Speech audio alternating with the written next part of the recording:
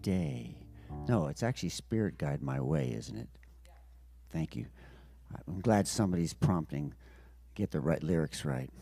You ready to sing a little bit?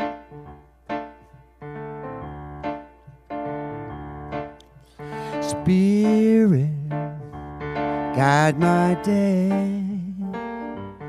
Open my heart to live your way.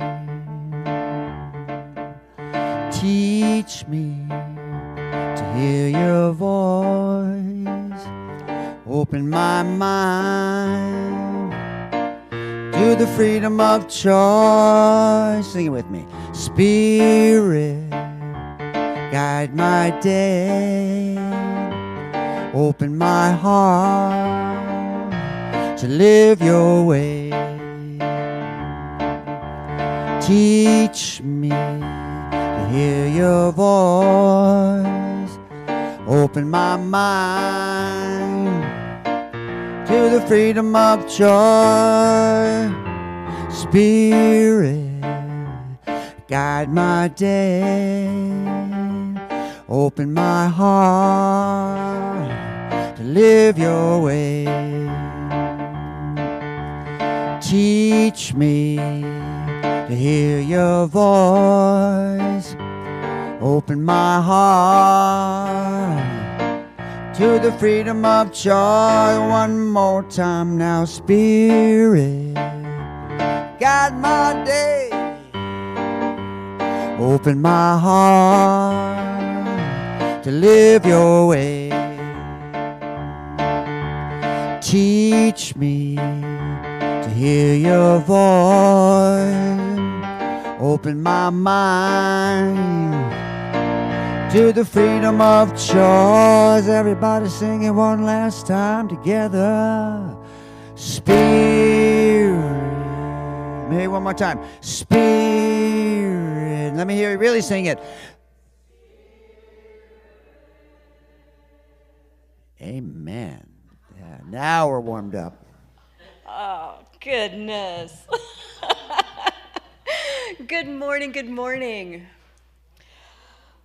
Let's just pause for a moment and take in a deep breath,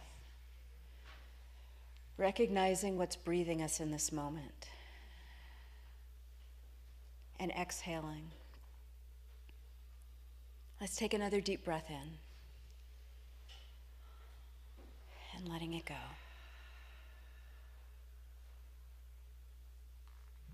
Once again, welcome to Center for Spiritual Living. I was almost going to say San Jose. Center for Spiritual Living, Rogue Valley, in partnership with Unity of Medford. I am Laura Stewart, one of your practitioners. My pronouns are she and her. My ancestors hail from Germany, France, and Ireland.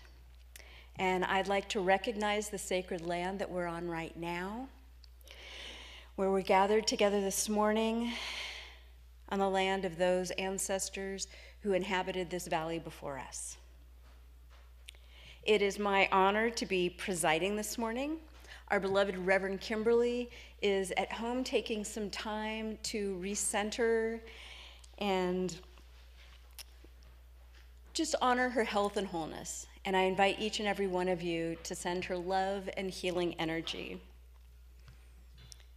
Centers for Spiritual Living is an open and diverse spiritual community based on the teaching and principles of the science of mind.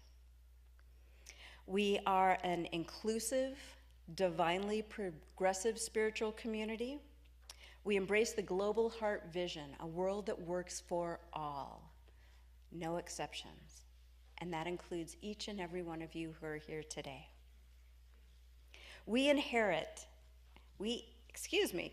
I'm getting all tongue-tied. We recognize the inherent divinity and spiritual truth existing in, through, and as all that exists. We welcome each of you who are here today. You matter. You are contributing to this amazing service that we have. We welcome you no matter where you are on your journey. Welcome home. If you're here this morning for the very first time, would you please raise your hand? We don't want to draw too much attention to you, but we'd like to celebrate your presence here today.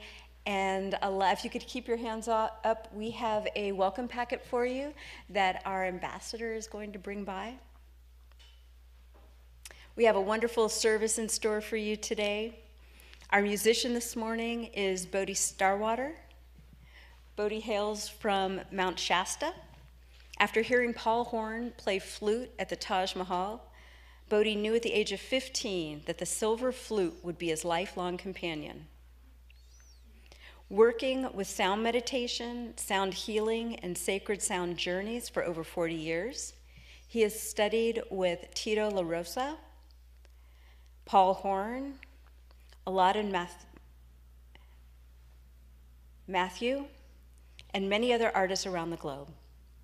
Over the years, he has added many instruments to his orchestra, as you can see, including exotic flutes from around the world, conch shells, the guitar, Tibetan bowls, feathers, keyboards, drums, rattles, and so much more. His music is used in yoga studios, health spas, and various practitioners' offices. You can find him on Pandora, Spotify, Apple Music, and other streaming sites. But guess what? We've got something even better. We have him here with us today.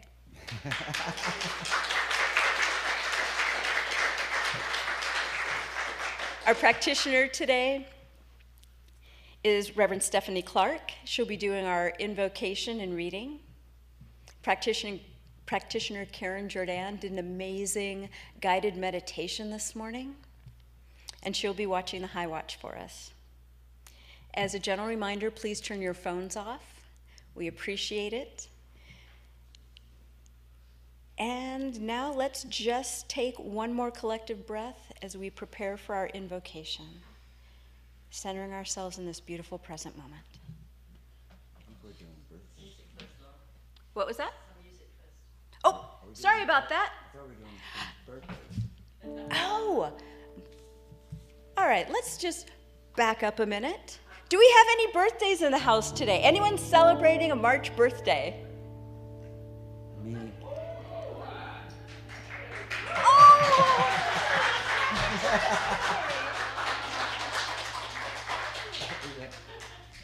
Well, no wonder you wanted the birthdays. It wasn't my idea. Well, the world's a better place because you're in it. Thank you for being here. Happy birthday to me. Happy birthday to you. Happy birthday to you. Happy birthday to you. We should do you. Cha-cha-cha. All right. Now for some inspiring music before our invocation.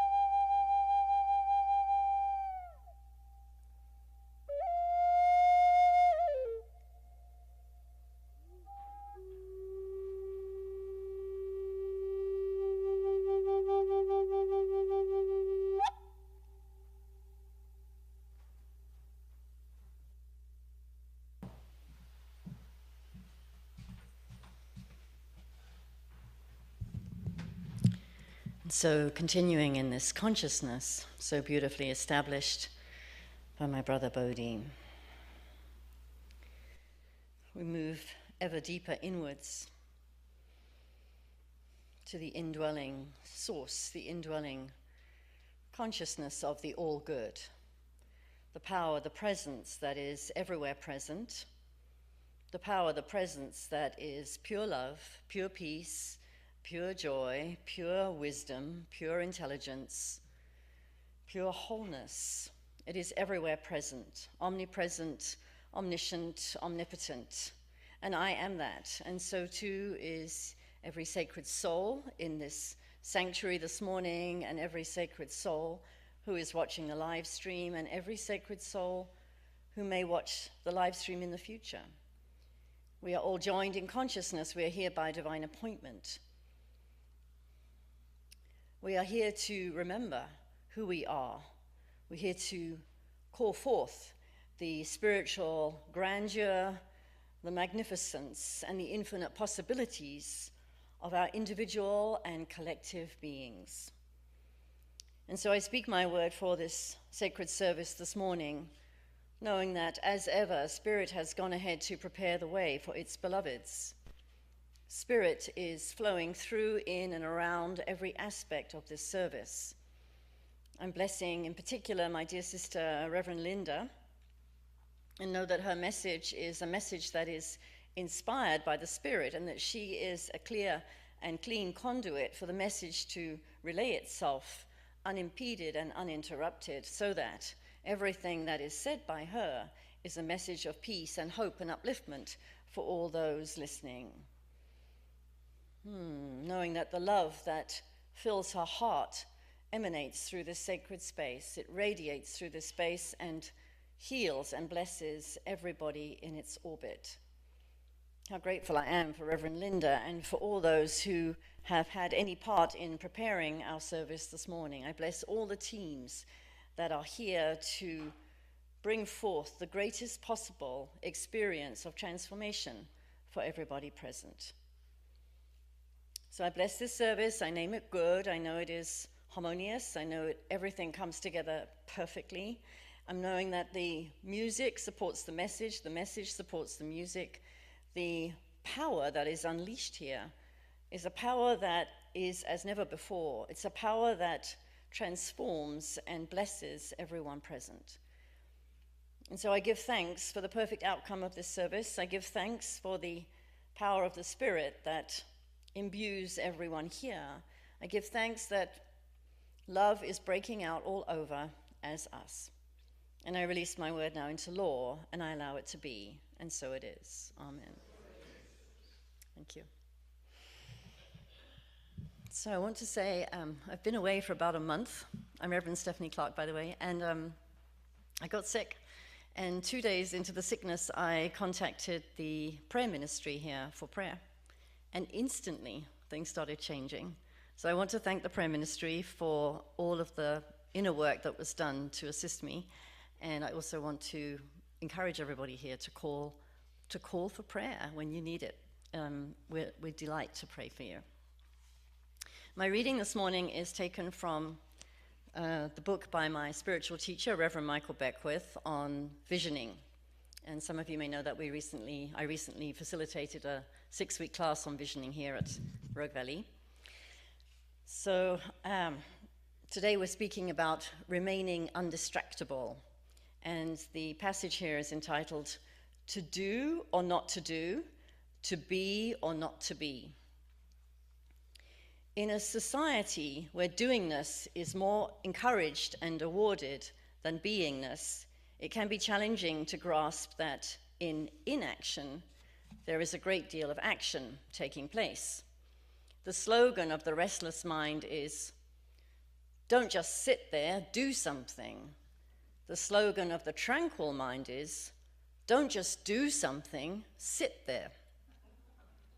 Quite often, the first thing that happens when we give ourselves permission to sit and do nothing is that an avalanche of thoughts spreads mental graffiti across our mind.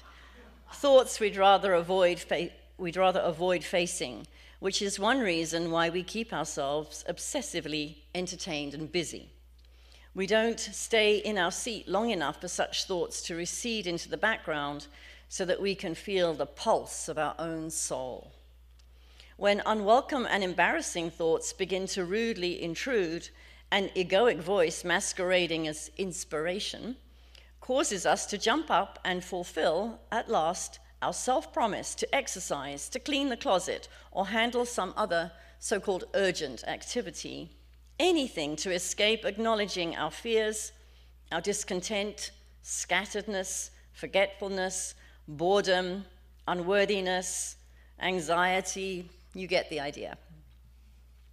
When you first sit to meditate, contemplate, or introspect, you bump into the seeming messiness of your life. See it as nothing more than an egoic intrusion and simply allow it to pass through. Don't bite the hook. Inwardly smile at the ego's attempt and install yourself as the ruler of your consciousness and move on. Thank you very much. All right. Don't bite the hook. Swim free. Mental graffiti. Now that's a new one for me. I love that. So anyway, we all get visions, like she was talking about. And it's whether we follow them or not is what makes the difference. It's like all the ideas that are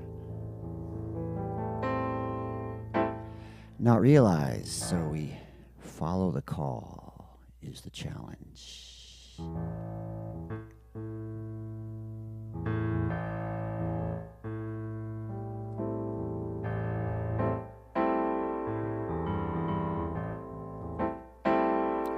Oh, when darkness comes over you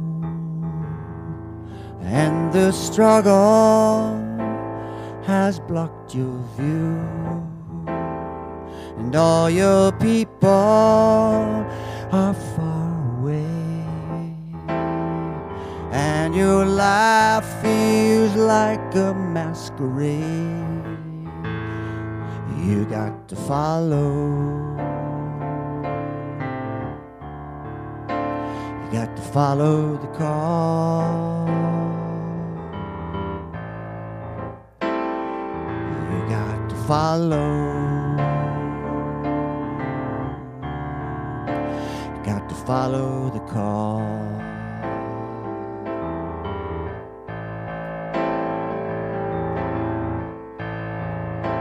Well, every answer is usually hidden inside a question, often forbidden. Seek direction from the wind.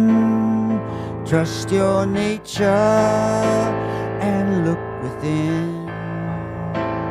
You got to follow. You got to follow the call. You got to follow. You got to follow the call. You got to follow.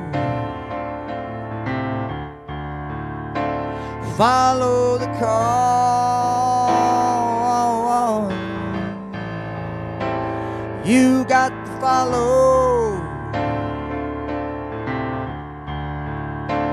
Follow the call.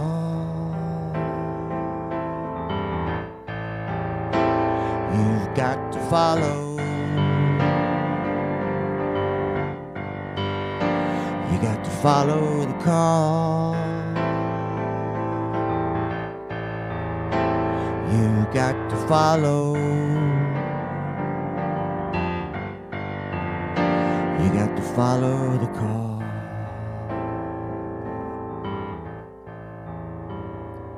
Oh, when darkness comes over you and the struggle has blocked your view. Trust your nature and look within. Trust your nature, listen to the wind. You've got to follow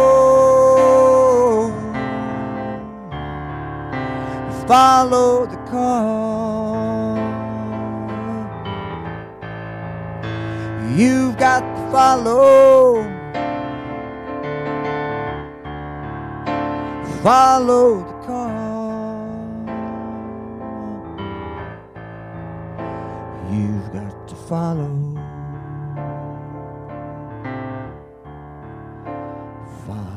the call.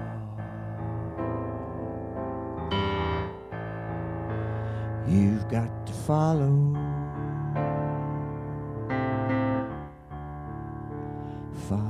the call.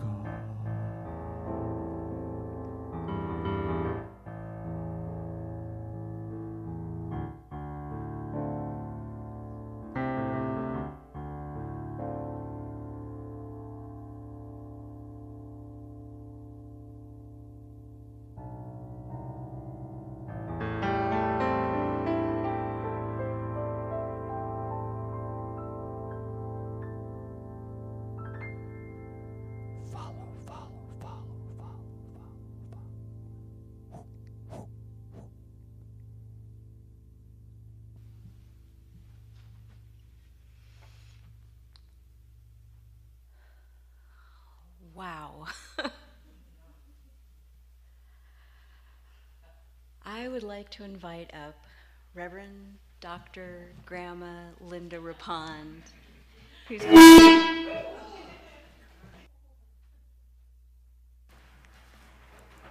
be giving our talk this morning.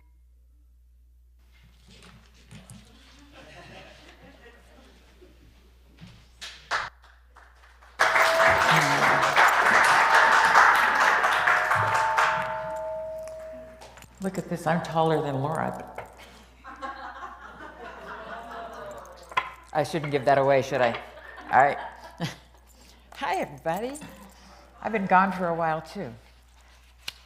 I have known this man a long time, and Bodhi is the real deal. I know you figured that out, but he's doing a workshop, after, like a sound healing after the service. I just want to put a little plug in. If you need healing in your body, or you need healing in your heart, you're healing in your mind, you're healing in your affairs in the world, gift yourself this time with this like true healer. He's a real deal. Thank you for being here. I am Reverend Linda Rapond. My pronouns are she, her. And I'm very happy to be a part of this community. I just got back, as did Reverend Kim and Reverend Kimberly, from our international convention in South Carolina. And I think it's unfair to try and drag you through the experience when you weren't there and I was there, but I want to share some of what happened for us as a whole organization, because some stuff shifted. The ground shifted in a way that I don't think it's going to shift back into the old way again. So do you remember that last month the theme that we were following every Sunday was divine discontent? Is that it? And then this month, the theme, which I'm not going to talk about, but Reverend Kimberly will for the rest of the month, is look what we've never done before. This is the way we've never done it before. Because you probably have heard, probably not from anybody in this room, but we've always done it that way. The theme is, and these were decided months ago. This is the way we've never done it before, and that is those two things. And this conference was sandwiched smack between the two in the end of February, towards the 1st of March, and we got really uncomfortable with the way we have been within our global organization. I'm part of it, and I think we kind of fell asleep during the pandemic. and kind of forgot that we actually are on like a really big mission and big vision for a world that works for everybody for real. That's what we're here for. And we'd kind of forgotten that and gotten focused on minutia kinds of stuff. So in many ways, the convention was a wake-up call for that. But it was also clear that things have shifted in how we are as an organization. And I just have to do a shout out because we here, CSL Rogue Valley, gave up our beloved Reverend Michelle to go be the executive director of that big international organization. And she is doing it. We can be proud, because what I saw in the business meeting was people's mouths dropping open because there was more transparency and clarity and honesty and actual action that follows vision than I'd ever heard in the 20 years I've been part of this organization. And their mouths were dropping. You know, people were like, wow, this is the organization I want to be part of. And our hometown girl did a lot of that, I just want to say. It was for real. And all of that began to mix into the soup of the conference. That was, we were in Charleston, South Carolina, the place where more slaves landed into this country than any place else in the United States. They're saying as many as 40,000 people were taken off the boat in Charleston. It is Black History Month, and this is an organization that is committed to diversity and inclusion. And we really practiced that there. We practiced it in the music and in the ways that we interacted with the town of Charleston, but also within our own membership. We embraced each other in a new way. And it makes some of us who grew up white and privileged real uncomfortable. And it just has to. That's just how it is. So anyway, that is unfolding in me, and I believe will unfold in this community as a new way of moving forward as an organization that is more focused on what is it we're actually here for, nothing less than the transformation of the planet. Like, we're not going to play little here. We came here to play big. We know how to do that. We do that through the power of our clear intention and connection to the universal spirit that brings that into form. We know how to do it. Now it's time to do it. Boy, that was all my preface to what I was actually going to talk about. I don't know if you grew up in church like I did, 4 or 5 times a week. But I had more Bible stories in my childhood than most people have fairy tales. So I'm going to talk a little bit about Nehemiah. Nehemiah in the Old Testament was a slave to the king. He was just a worker in the king's palace. He was the cupbearer that actually brought the king whatever he wanted to drink. That was his job. It's a good job. And he was born and raised in Jerusalem. He was not in Jerusalem, but he really could feel the battles that had been going on in Jerusalem, and he had heard that the walls of Jerusalem had been compromised and the enemies were at the door on several fronts. And it affected his heart, and he really felt a call to do something. He's a slave. So he just kind of mustered up his courage, and he asked the king if the king would let him go to Jerusalem and work on the wall. God's in all of this story, and out of nowhere, the king softened his heart and said, yes, go support your people. So Nehemiah went to Jerusalem, and he did what Joseph Campbell calls in the hero's journey, he assembled the allies. He called in all of the supporters. And people came. People who had been very discouraged came, and they all began to repair the walls. Many breaks in the walls, but repair the walls around Jerusalem. While on the outside, the enemy was all around, ready to, they had been ready to just invade and take over, but that was now being stopped. So they were taunting them every day from the enemies, from the outside. You could hear them as you were working on the wall. They're like, you're never going to get this done. This is never going to happen. But Nehemiah, who was the driving force, said, we're doing this. He kept focus through all of the repairs as as the enemies got more desperate, as the wall kept going up and the enemies got more desperate, it was more threatening. It was more dangerous. It was more uncomfortable to be there. Nehemiah's words, which ring through the centuries, is, "I am doing a great work and I cannot come down." Throughout the process, he kept saying, "I am doing a great work and I cannot come down." It reminds me of another story, so I'm still in the middle of that story, but it reminds me of another story that I remember hearing about when I was growing up. Eastern Airline Flight 401, that you may remember this, many years ago, crashed in the Everglades of Florida, and 110 people died. The story was, this is a regular routine flight between New York City and Miami, and as they were coming into Miami, and they go through all the protocols, and the pilot saw that the light that should have indicated that the landing gear had dropped wasn't lit. So he calls the tower and says, we need to circle till we figure this out.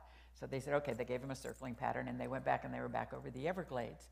And so he got his engineer and his co-pilot to come help him figure it out. And one of them crawled underneath the cockpit where there's something, the name that I can't remember, where they look at all that stuff. And the guy could see that the landing gear was down. So he was yelling back up, "It's fine, the landing gear is working." But they couldn't hear him because they were, there was an airplane flying. And meanwhile, the pilot had accidentally bumped into the autopilot, turning it off.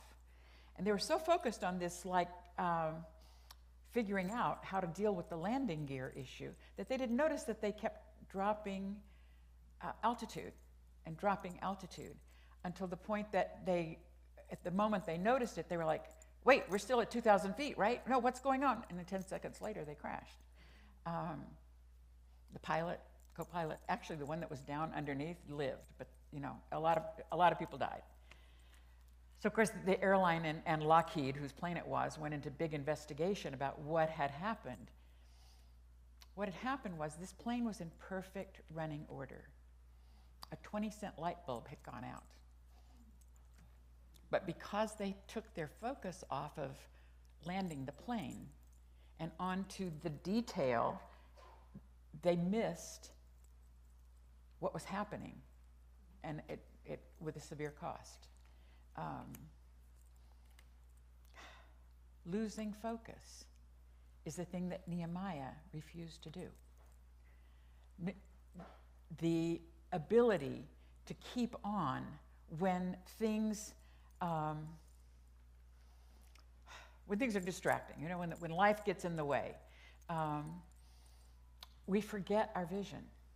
And I think that's what had happened to us as a global organization, Centers for Spiritual Living. I think we had gotten distracted into the minutia. We were living through a pandemic. It wasn't like nothing happened. Real things happened. But as we're focusing on that, we forgot what we're really here for. I know I have done that in my own life way too many times. I'm a big picture person, and so I tend to not focus on detail all that often. But when I do, sometimes I get caught up in it in a spiral, and I'm just like down the rabbit hole for a really long time. Anybody else? Okay, thanks. We do that,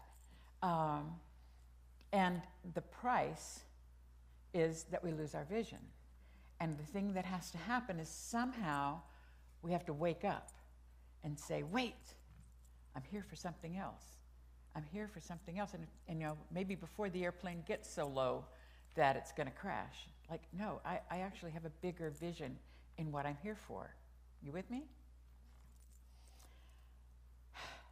5 times the enemies would come to Nehemiah and yell from the bottom of the wall. They could see where he was working, and they would yell up and say, "We want to have a meeting.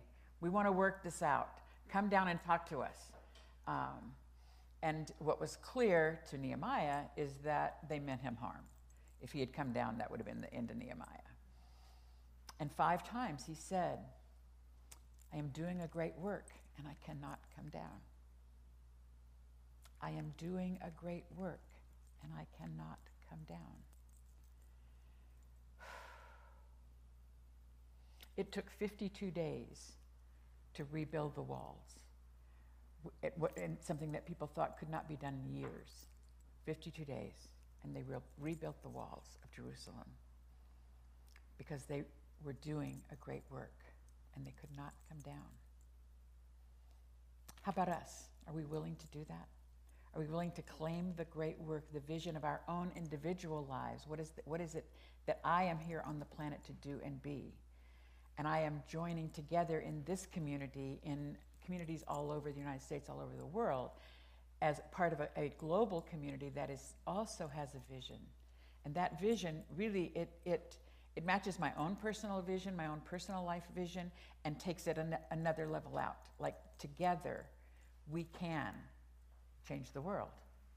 Ernest Holmes said, give me 1,000 people who have dedicated themselves to this teaching, to this prayer, and the world will be changed.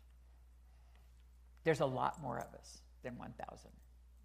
So I just claim, as we move forward, not just as a congregation, but also as individuals, and not just as a congregation, but as part of a global community, that we are ready to say, I will not come down.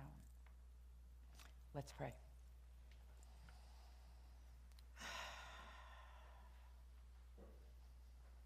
Just recognizing that infinite presence of love is already here, surrounding us, in, around, through, and as each of us.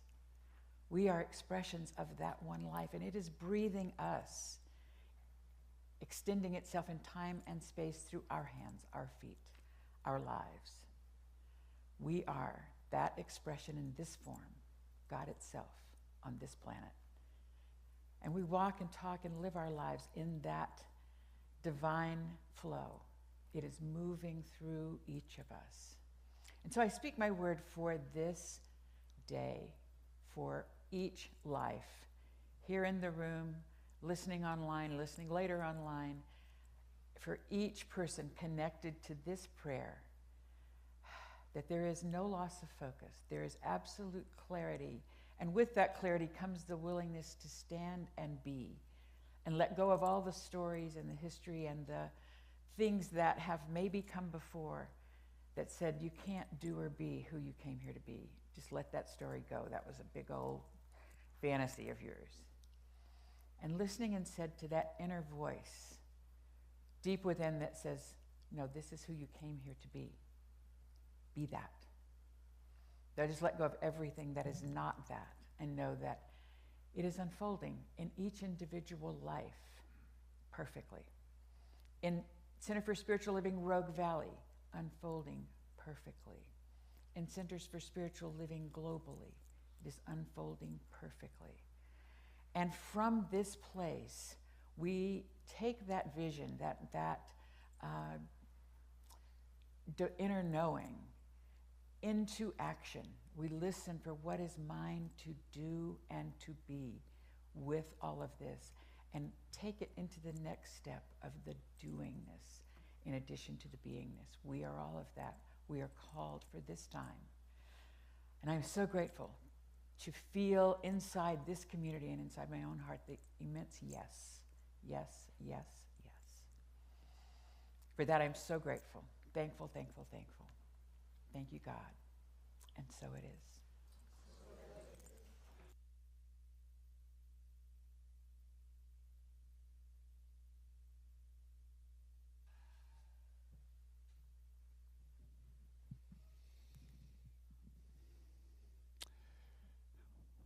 What I love about Linda is that she really walks her talk.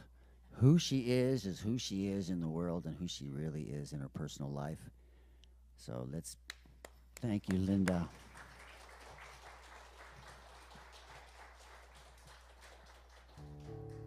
I've seen how hard she works. All those kids down in the launching pad.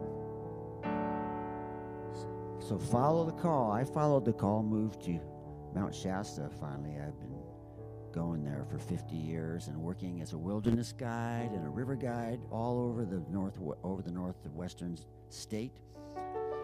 And a couple weeks ago, I finally surrendered. It only took 50 years. And I wrote a love song to Mount Shasta. Is it okay if I sing that for you? Any Mount Shasta fans here? Okay. It's a sweet place. A little rough in the winter.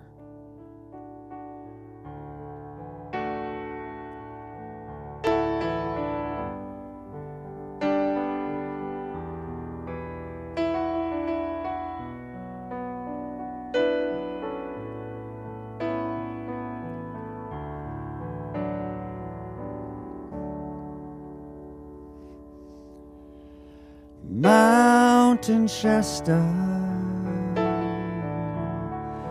Mountain Shasta, Mountain Shasta, call me home. Mountain Shasta, Mountain Shasta, Mountain Shasta, call me home. Purple shadow, purple shadow, purple shadow, light the way. Purple shadow, purple shadow, purple shadow, light the way. Come together, come together, come together in unity. Come together,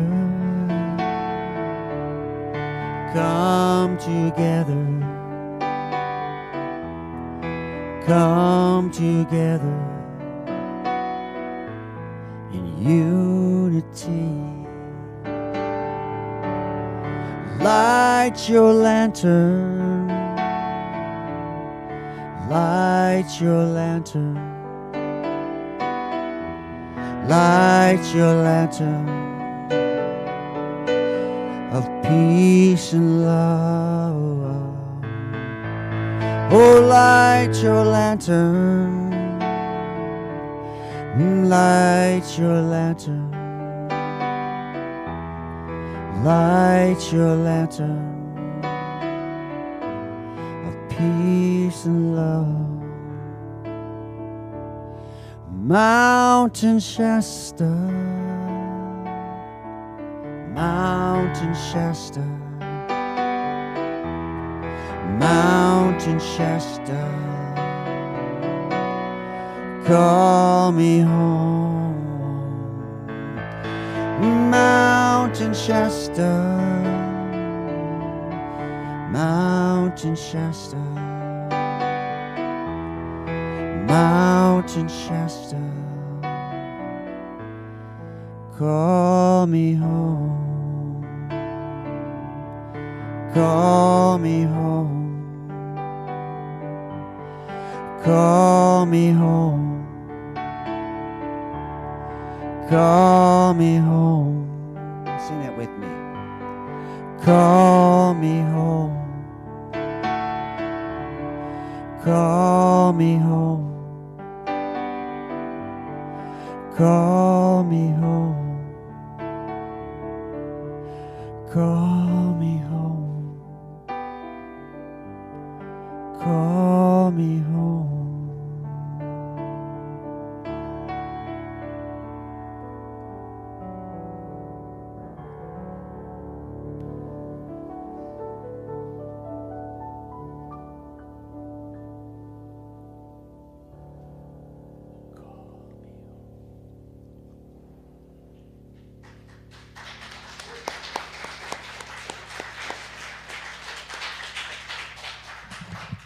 my goodness, thank you so much.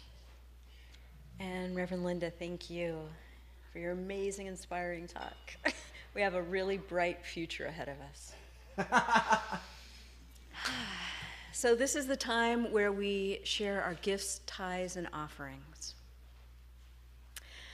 And I just want to let you know that we are deeply grateful for your financial investment in the spiritual community that helps inspire and keep all of our work going within these walls and beyond. We're very grateful. So will you please join me as we repeat our giving affirmation? Graciously I give from a place of love. From a place of love. Knowing that as I give, so do I richly receive. So do I richly receive. And so it is. And so it is. If you're a regular online giver, thank you. And please feel free to bless the basket as it's passed around.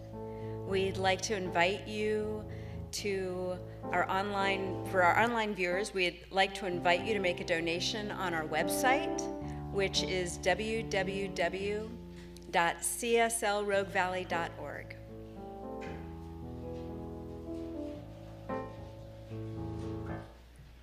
God is the source of who I am. God is the dream of what I do. And if it's God I'm talking to, I give myself to be used by you. God is the source of who I am. God is the dream of what I do. And if it's God I'm talking to, I give myself to be used by you. God is the source of who I am. God is the dream of what I do. And if it's God I'm talking to, I give myself to be used. I give myself to be used by you.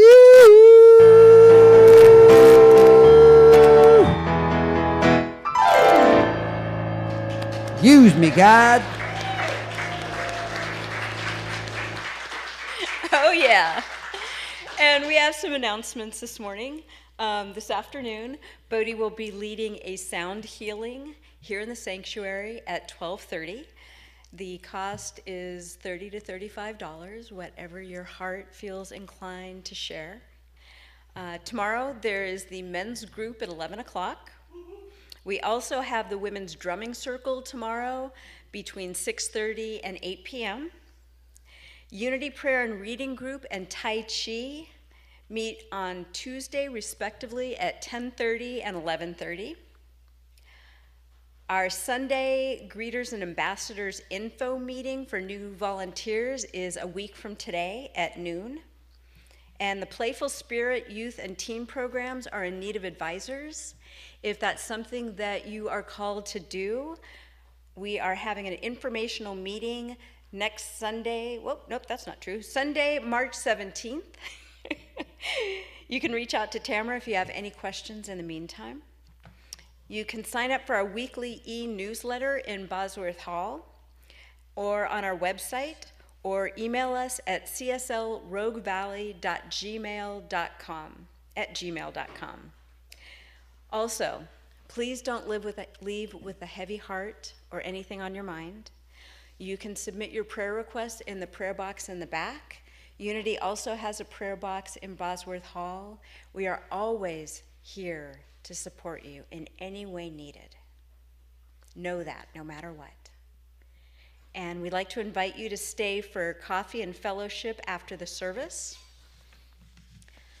And at this point in time, I would like to invite all of our practitioners and ministers to please join me up front for our closing song.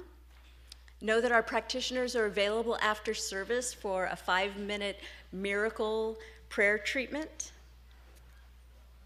And I think that's it.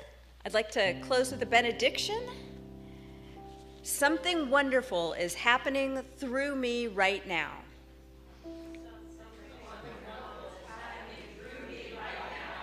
It's this thing called life. Life is in my mind. Life is in my body. Life is in all my affairs. I accept it. I bless it. I claim it. Just the way it is. And just the way that it is not. Thank you, life. Thank you, life.